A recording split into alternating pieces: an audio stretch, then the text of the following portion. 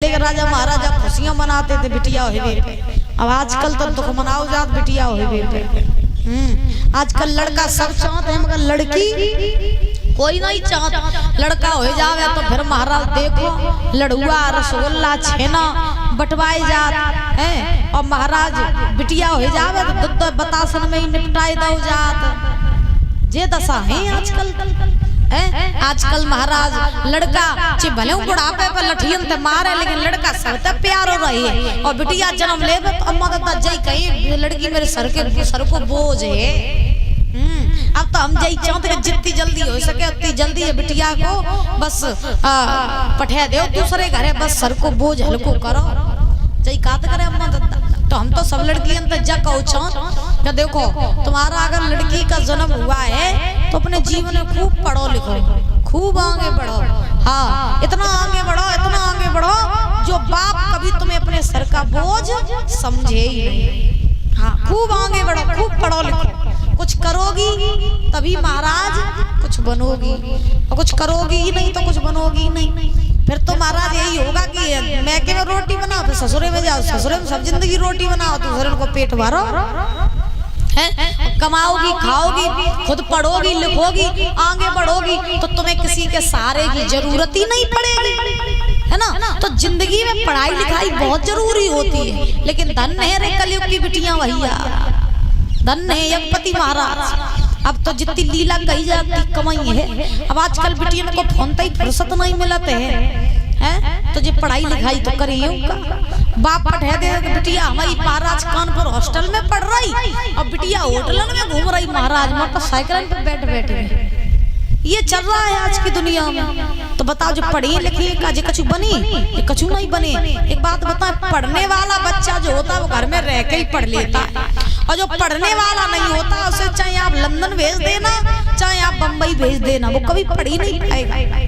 पढ़ने वाले का नजरिया और महाराज लगन दूसरी होती है। आगे बढ़ने वालों की लगन दूसरी होती है ना। हम देखते हैं कि बाप मरता रहता है खून पसीना बहा बहा के कमाई करता है अपने बच्चों को कानपुर लखनऊ भेजता है पढ़ाने के लिए हॉस्टल में लड़का लड़कियों को और लड़का लड़कियां जाते वो अय्यासी करते हैं महाराज घूमते फिरते मौज करते हैं। तो कहने का अभिप्राय मेरा ये है कि अगर लगन है तो सब कुछ हो सकता है लगन नहीं है तो चाहे कहीं धरती की छोप पे चले जाना फिर आप कुछ नहीं कर पाओगे ठीक है ना।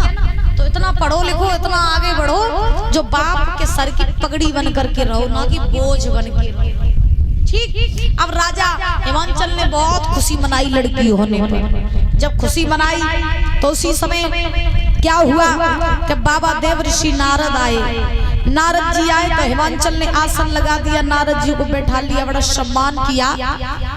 जैसे ही नारद जी आए तो राजा हिमांचल ने आसन लगा दिया नारद जी को बैठा लिया बड़ा सम्मान किया। तो नारद जी से हिमांचल ने कहा बाबा बोले हाँ बोले आज आप बड़े सही समय पर आए। बोले क्यों बोले मेरे घर में ना एक बेटी का जन्म हुआ है तो आप उस लड़की की हस्तरेखा देख करके मुझे ये बता दो कि मेरी बेटी के आचार विचार कैसे रहेंगे बड़ी होकर के ये क्या करेगी इसका विवाह किसके साथ होगा इसका नाम क्या होगा कृपया मुझे बता दो। तो नारद जी ने कही ठीक बुलाओ अपनी बिटिया को। सो का भाव कि आज महाराज मैया मैना व बिटिया को अपनी गोद में लेके आई और नारद जी ने जैसे ही वह कन्या की हस्तरेखा देखी तो नारद जी मुस्कुराए के बोले हैं राजन तुम्हें तो भाग खुली है कैसे वो तुम्हारे घर में तो लक्ष्मी आई है। सुनो तो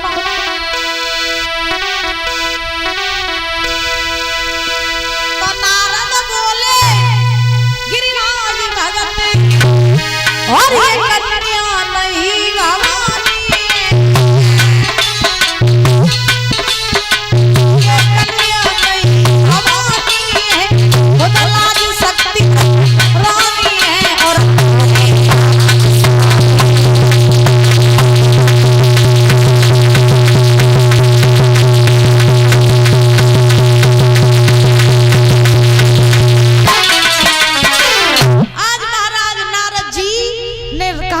हिमांचल से राजन तुम्हारी बेटी जो है ना ये साक्षात लक्ष्मी का अवतार है। तुम्हारी बेटी बड़ी होकर के भगवान की बहुत बड़ी भक्त होगी। इसका नाम होगा पार्वती। क्या नाम पार्वती और तुम्हारी बेटी का विवाह होगा किसके साथ? देवों के देव महादेव के साथ तुम्हारी बेटी का विवाह होगा। जो ये बात कही इतना कह के नारद जी चले गए। पार्वती नाम रखा। अब धीरे धीरे धीरे धीरे पार्वती बड़ी भाई और जैसे ही बड़ी भाई सो बचपन से ही पार्वती के मन में भोले बाबा के नाम की लगन लग गई। बचपन में ही पार्वती ने सोचा कि कुछ भी हो जाए विवाह करेंगे तो सिर्फ और सिर्फ भोले बाबा के साथ में। जन्म में ब्याह नहीं बहु तो 7 जन्मों तक इंतजार करेंगे, जन्म जन्म तक इंतजार करेंगे, लेकिन ब्याह किनके संगे करेंगे? भोले ही बाबा के संगे। सो का बहु अब पार्वती के मन में जैसे ही लगन लगी, अब भजन करने लगी। घर में मन नहीं लगो तो जंगल में चली गई, तपस्या करने लगी। तपस्या इतनी गहरी करी पार्वती ने भूली सबही ज्ञान और भोला को रही बनाने।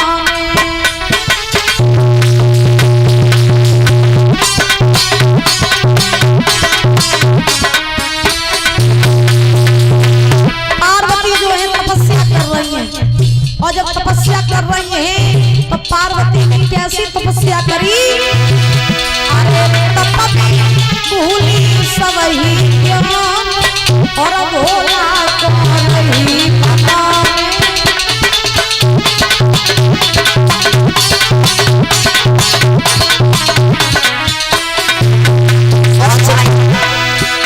चाहे हुए जीवन बर्बादी भोला संग साथी, चाहे हुए जीवन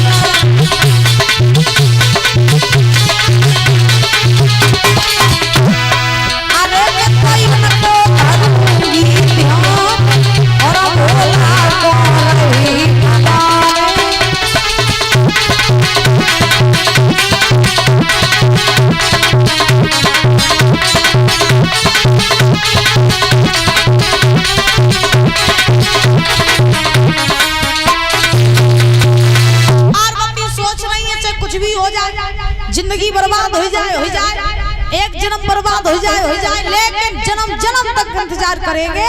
लेकिन शादी करेंगे तो किसके साथ? भोले बाबा के साथ।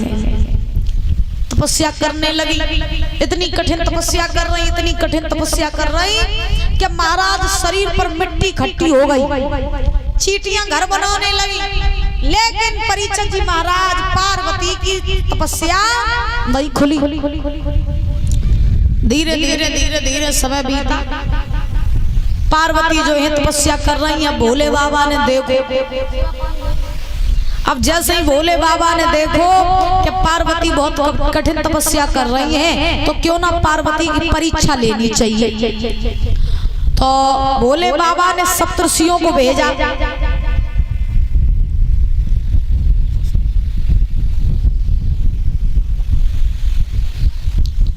भोले बाबा ने सप्तर्षियों को भेजा और कहा चले जाओ बाबा और जाकर के पार्वती की परीक्षा ले आओ।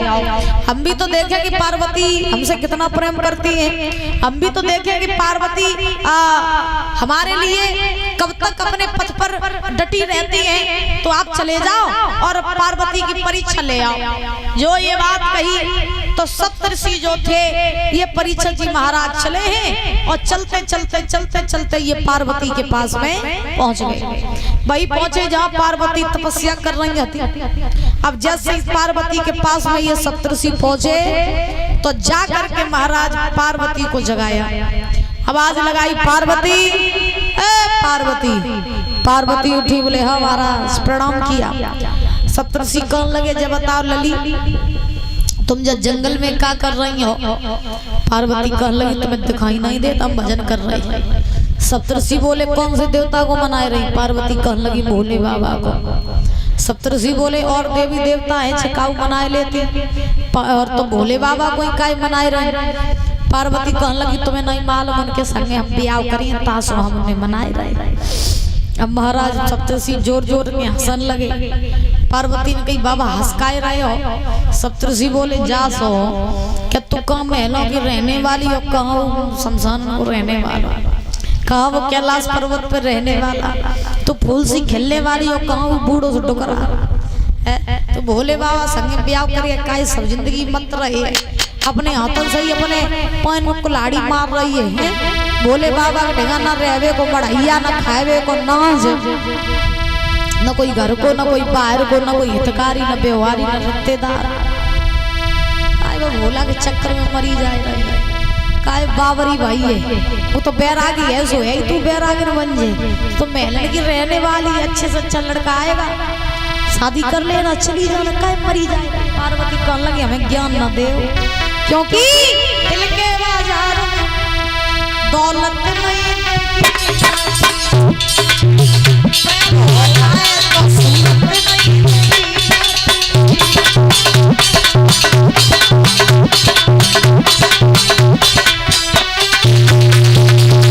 पार्वती बोली है बाबा दिल के बाजार में, दिल के बाजार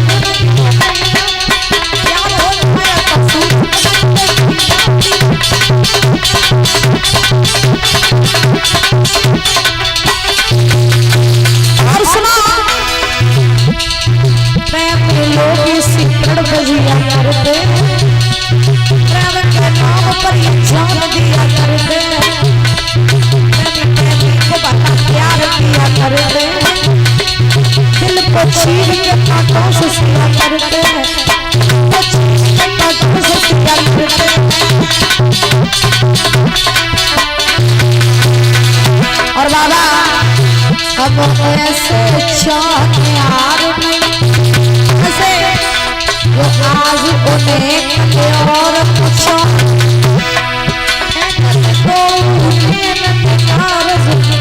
की औरत करे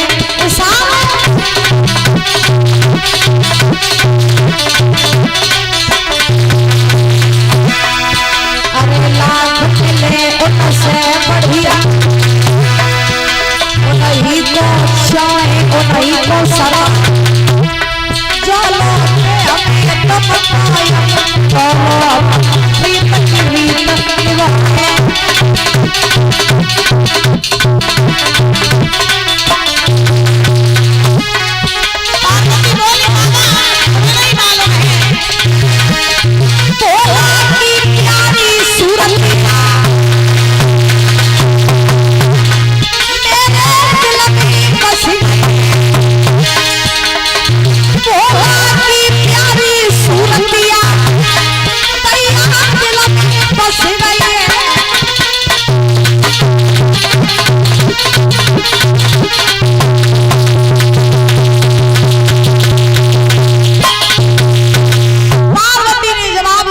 बाबा तुम हमें ज्ञान मत दो, क्योंकि मुझे तुम्हारे ज्ञान की कोई आवश्यकता नहीं है।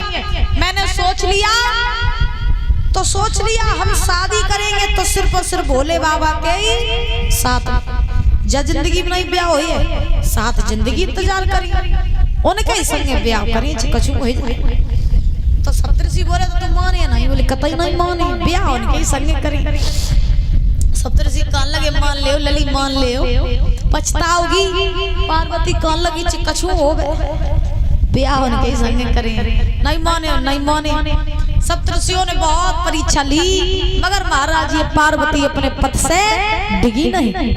सप्तऋषि चले हैं, चलते चलते भोले बाबा के पास में पहुंचे, जवाब दिया बाबा पार्वती बहुत कठिन तपस्या कर रही हैं और हमने उनका तप भंग करने के लिए बहुत उपाय किए, लेकिन वो अपने पद से डिगी नहीं। उन्होंने ये दृढ़ संकल्प किया है कि वो शादी करेंगे तो सिर्फ आपके ही साथ में। तो आप उनकी ज्यादा परीक्षा न ले, जाओ और जाए कि जो है पार्वती के संगे तुम ब्याह कर लो।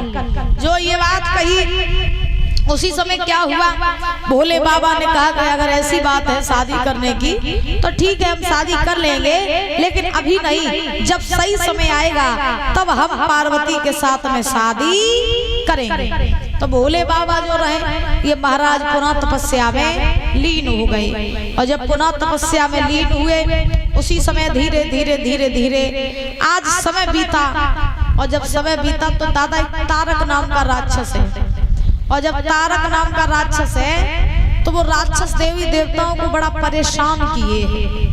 और जब परेशान किए हैं तो उस राक्षस को मारने का सिर्फ एक ही उपाय है। उपाय क्या?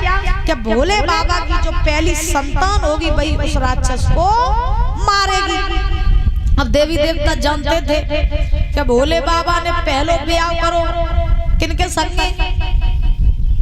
सती के संगे। सो सती जो हती वे अपने पिता के हिंजाए की सती हुई। तो महाराज वो राक्षस जानता था कि अब भोले बाबा जो है वे दूसरों ब्याह करिए नहीं और उनके संतानों हुए नहीं तो मोह कोई मारने वालों पैदा नहीं हुए। तासो वो राक्षस महाराज बड़ा उत्पात मचाए था। अब धीरे धीरे धीरे धीरे समय बीता। और जब धीरे धीरे समय बीता तो अब देवी देवता बड़े दुखी हैं। अब देवी देवता जब ज्यादा दुखी तो देवी देवता सोचने लगे कि भोले बाबा को दूसरे ब्याह के लिए मनाए ले और इनको दूसरों ब्याह करवाए दे। क्योंकि जब तक इनको दूसरों ब्याह नहीं हुई है, जब तक इनके कोई संतान जन्म नहीं लिए तब तक वो राक्षस मारा नहीं जाएगा। बोलिए गोविंद गोविंद भगवान की। आइए ताली बजाते हुए बोलेंगे।